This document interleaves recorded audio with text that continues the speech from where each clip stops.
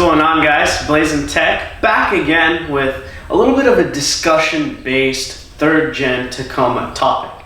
And today I'm going to be talking about everything you need to know about changing your muffler or what's considered your Catback on your third gen Tacoma. So if you're considering going for, let's say, the MBRP, I think it is, or even the OEM TRD Pro Catback exhaust system, you're going to want to watch this and stay tuned.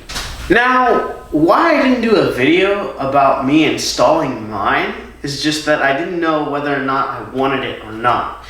Essentially what ended up happening is somebody had a 2.7 liter Tacoma with a MagnaFlow exhaust system installed, and they didn't like it, and they went ahead and removed it and added the OE Catback back on their Tacoma. So they gave me this Catback MagnaFlow system, all original MagnaFlow, for absolutely free $99. So I didn't know what the model number was, what the sizing and everything was, and I knew that if I had put a video together that you guys would have wanted to know that.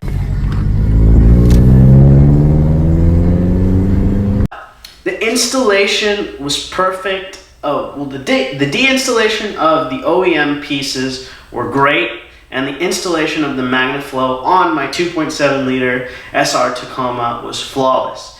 Now, the only thing that I would recommend is there's two things that I definitely recommend you do. And number one is that you're going to want to change what's called your flange gasket. This piece goes in between your catalytic converter and your muffler, and it kind of just gets sandwiched in between those two pieces.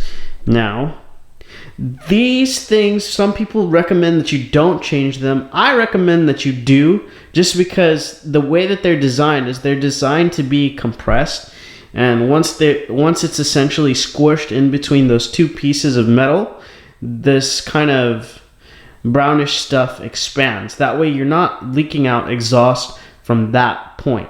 Now, I recommend that you change this. This piece costed me all of $5, and it just gives me that peace of mind that whatever Catback I installed is not going to leak from that point. Now, here's where I made my fatal flaw, and that was using the OEM bolts and nuts from the flange gasket right there. So it goes catalytic converter and then the Catback, right? There's two bolts, one here, one here. Those are M10 1.25 by 35. Let me verify that. Yeah, M10 1.25 by 35. I was able to put a M10 1.25 by 50 in there. There's a lot of space, but that's the OE spec. And you want to make sure that you get class 10 on those. And please, please, please buy new bolts and nuts. You want to make sure that you do that. That was where I made my fatal mistake. Mine were a little rusty and old. Hard to believe off of a 2017, but definitely I should have replaced them. I didn't.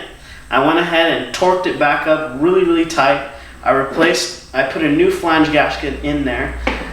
I didn't have any leaks or anything like that. My exhaust on the 2.7, the MagnaFlow, was a little too loud for me. It gave it a really nice tone. It didn't sound riced, but I do a lot of highway driving, and there was definitely a lot of drone. So when I went back to reinstall my OE pieces, what ended up happening was my bolt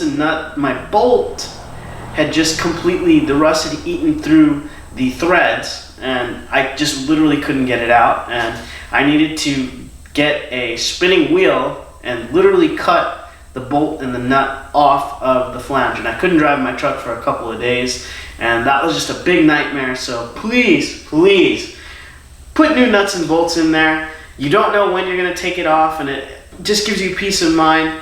And also ensure that you change out this flange gasket. Other than those two things, everything goes pretty smoothly. I'll put a schematic right here. There, I want to say about 4 or 5 rubber hangers that if you just put some gloves on and you shoot some soapy water with dishwashing liquid and water and just massage it in there, they're pretty tough, those rubber hangers. Make sure that you just go back and forth with soapy water, and they will come off. And if you can have somebody else help you, I'd say that's a must. But please heed my warning, change your bolts, and of course you want to change this flange gasket. This was the OEM flange gasket. I purchased 2 because I had anticipated that I might want to put my OE stuff back on, and I did. But if this video helps one person out and not make that mistake of putting those original bolts back on, I'll be happy. And hell, maybe you guys will change your flange gaskets too.